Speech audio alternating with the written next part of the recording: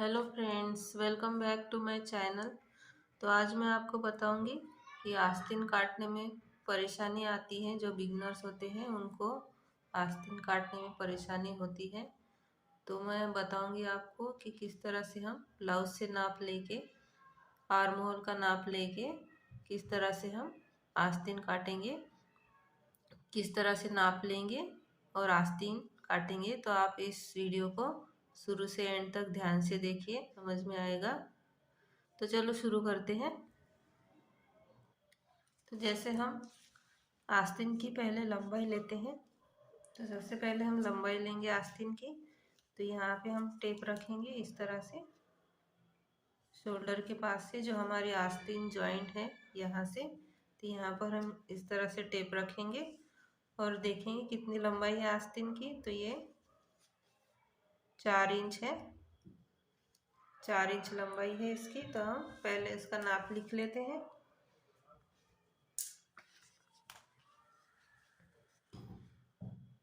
तो 4 इंच लंबाई है,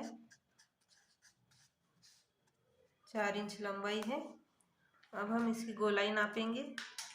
तो इसकी गोलाई यहाँ पर इस तरह से टेप रखना है और यहाँ तक, जहाँ तक हमारी फिटिंग की सिलाई है वहाँ तक देखेंगे।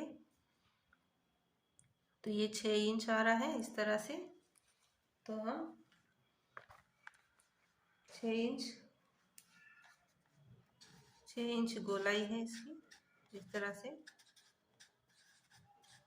6 इंच गोलाई है।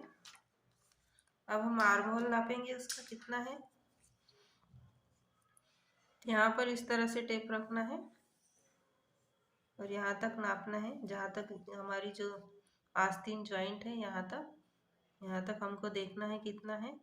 तो ये आ रहा है 6.5 इंच। तो इस तरह से हम नापेंगे। तो ये 6.5 इंच आ रहा है इस तरह से। तो आर्म होल है 6.5 इंच।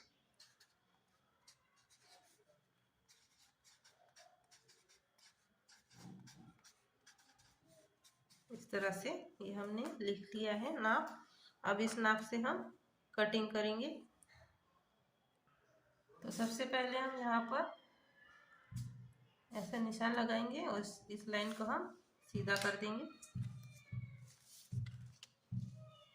इस लाइन को हम सीधा कर देंगे। इस तरह से हमने सीधा कर दिया है। अब हम आस्तीन की लंबाई देखते हैं। तो लंबाई है 4 इंच। तो हम 4 इंच पर निशान लगाएंगे।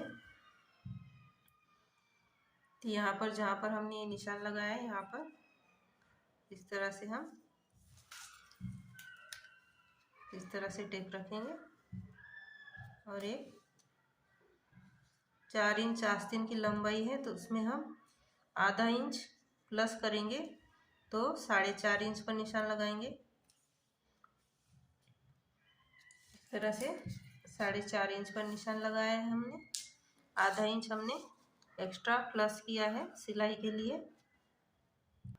तो आधा इंच हमने एक्स्ट्रा प्लस किया है सिलाई के लिए। 4 इंच लंबाई है तो हमने 4.5 इंच पर इस तरह से निशान लगाया है। और ये जो निशान लगाया है ये हमारा सिलाई में दबता है इतना। अगर अस्तर वाला ब्लाउज हो तो आप इतना ½ इंच पर निशान लगा सकते हैं। अगर बिना अस्तर वाला ब्लाउज हो तो आप यहाँ पर 1 इंच का निशान लगा सकते हैं। इस तरह से यहाँ से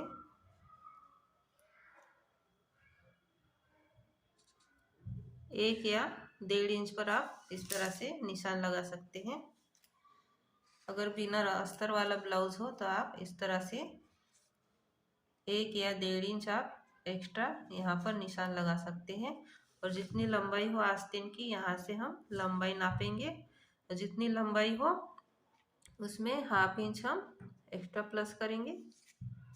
तो जैसे इसकी लंबाई है 4 इंच, तो हमने ½ इंच एक्स्ट्रा लिया तो 4.5 इंच पर निशान लगाया है। इस लाइन को हम सीधा करेंगे।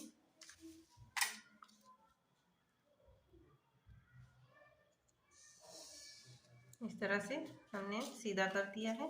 इस लाइन को सीधा कर दिया है। अब आर्म होल नापा है हमने, तो 6.5 इंच पर आए हैं। तो हम आर्म होल हमारा 6.5 इंच आया है। तो सबसे पहले हम कैप हाइट लेंगे। 4.5 इंच पर लंबाई आई है इसकी, तो हम कैप हाइट लेंगे इसकी 2.5 इंच।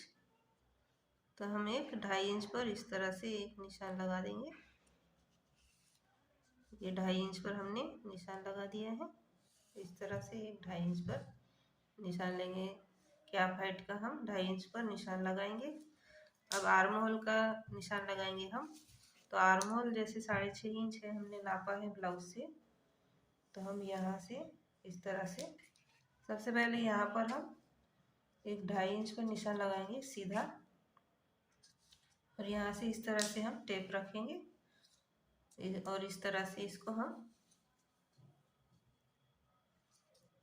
6.5 इंच पर निशान लगाएंगे। इस तरह से 6.5 इंच पर निशान लगाया है। ये इस तरह से हमने 6.5 इंच पर निशान लगाया है।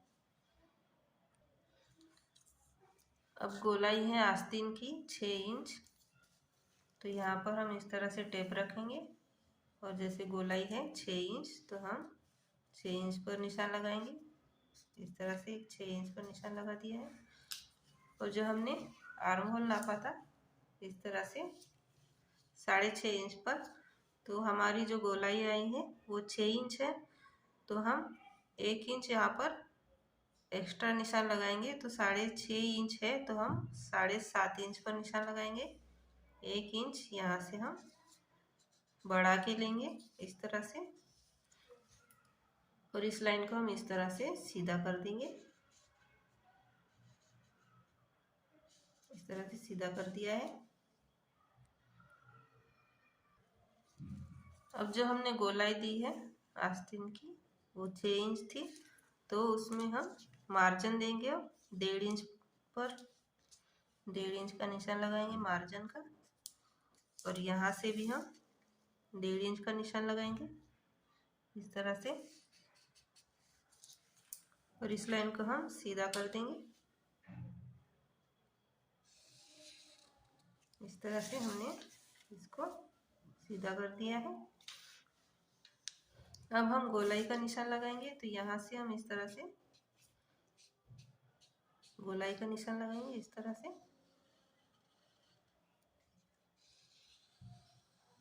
इस तरह से गोलाई का निशान देना है।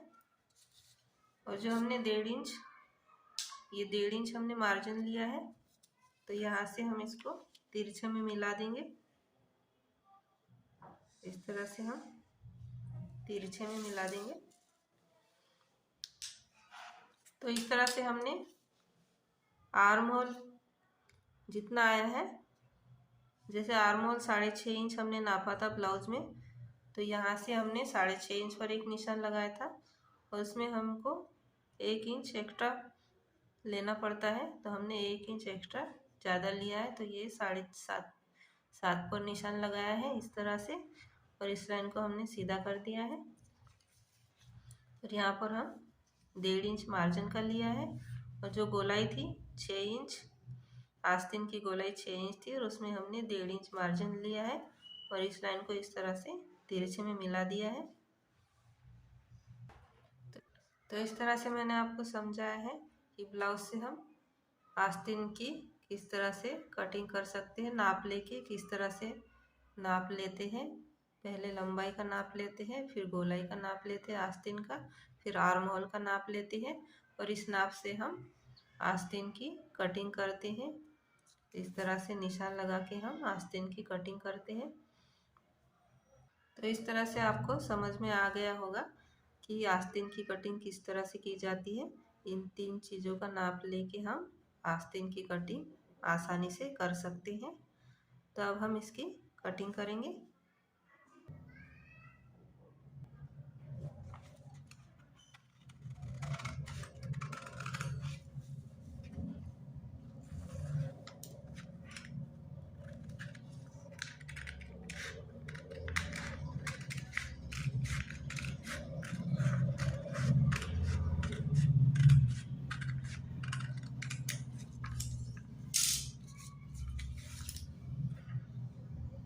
तो इस तरह से आस्तीन की कटिंग हो गई है।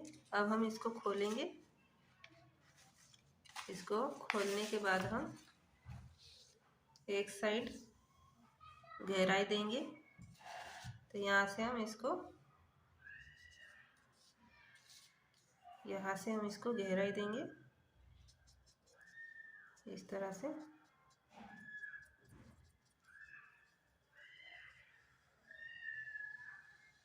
इस तरह से आप इसको गहराई देंगे और ये गहराई 1/2 इंच या 1/4 इंच तक हम दे सकते हैं, इससे ज़्यादा नहीं देना है। अब इसकी हम कटिंग कर देंगे।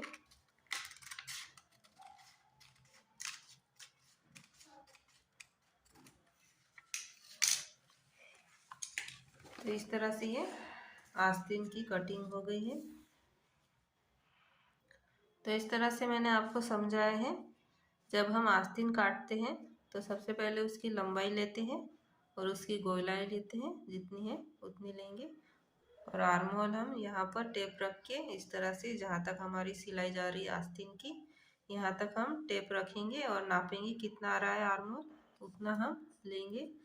तो इस तरह से मैंने आपको समझाया है। कि किस तरह से हम आस्तीन को आसानी से काट सकते हैं। तो आपको आज का ये वीडियो कैसा लगा? अगर अच्छा लगा तो लाइक करें, शेयर करें, कमेंट करिए। और अगर हमारे चैनल पर आप नए आए हैं तो हमारे चैनल को आप सब्सक्राइब करिए। साथ में जो बेल आइकन होती है उसको दबाइए, ताकि जो भी हम नए वीडियो अपलोड करें सबसे पहले उसका नोटिफिकेशन आपको मिल जाएगा। तो thank you for watching video.